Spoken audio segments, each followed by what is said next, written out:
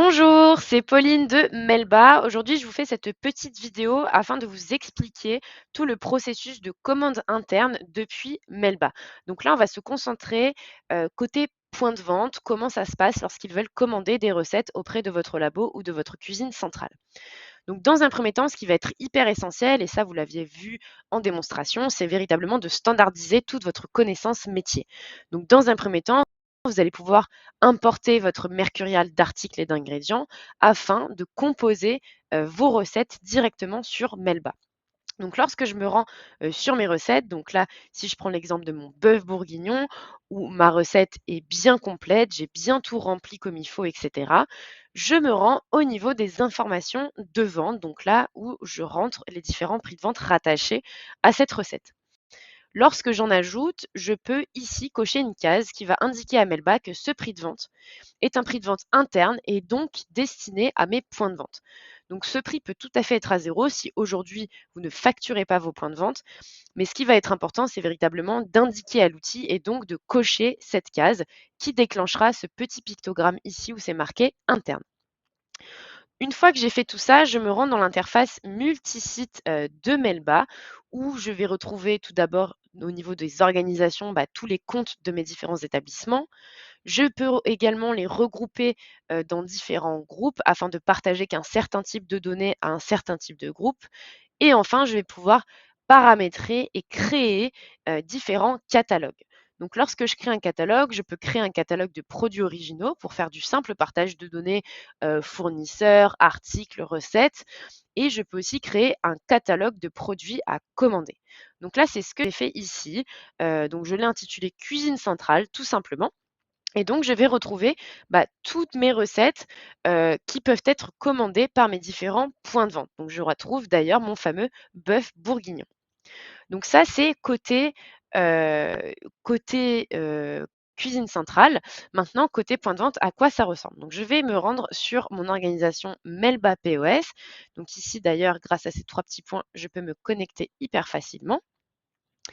Et donc là, je vais me retrouver sur le compte de Melba POS. Donc on voit bien que j'ai changé de compte, ce ne sont pas du tout les mêmes données. Et donc au niveau de mes articles, je ne vais pas simplement retrouver des ingrédients puisque votre point de vente peut tout à fait également produire une partie de ce que vous vendez sur ce point de vente-là, mais je vais retrouver également les recettes qui ont été transformées en articles à commander.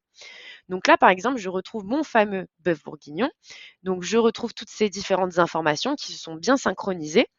Mais ça ne ressemble pas à une recette, c'est véritablement une fiche article où je retrouve mes différentes unités de conditionnement et mes informations d'achat, donc pour que ça puisse bien se synchroniser lorsque je vais passer mes commandes auprès de ma cuisine centrale. Une fois que tout ça c'est bien au clair, je vais pouvoir passer mes commandes. Donc comment je passe mes commandes? On a vu sur Melba qu'il y a plein de façons de passer, ses commandes. Donc je peux le faire depuis mes ventes, je peux le faire depuis mes stocks, je peux le faire également depuis des modèles. Donc si par exemple, il y a une grosse récurrence qui s'installe et que je peux m'organiser, facilement, je peux donc choisir, les modèles et sinon je peux passer mes commandes ex nihilo tout simplement depuis l'onglet commandes fournisseurs. Donc ici, j'avais par exemple une commande en préparation auprès de mon fournisseur qui est donc Demo Food Me Up, le compte de ma cuisine centrale. Donc lorsque je clique sur la désignation, eh bien, plutôt que de retrouver des ingrédients, je retrouve mes recettes. Donc je retrouve mes ballotins, je retrouve mon bœuf bourguignon et j'ai tout simplement besoin d'indiquer les différentes quantités qu'il faut que je commande.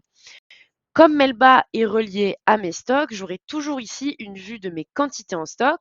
Et puisque les points de vente vont synchroniser les remontées de vente depuis votre logiciel de caisse, vous allez pouvoir tout simplement gérer le déstockage de ces différentes recettes et donc commander ce dont vous avez besoin exactement et pas sur commander et donc stocker inutilement des recettes que vous pourriez en fait tout simplement finir par jeter. Donc ça, c'est une des façons de passer ses commandes depuis Melba. Et donc l'autre façon, c'est aussi de le faire directement depuis des stocks, puisque comme les recettes sont considérées comme des articles, je peux aussi paramétrer des quantités minimum et des quantités cibles afin de choisir ensuite des stratégies de commande.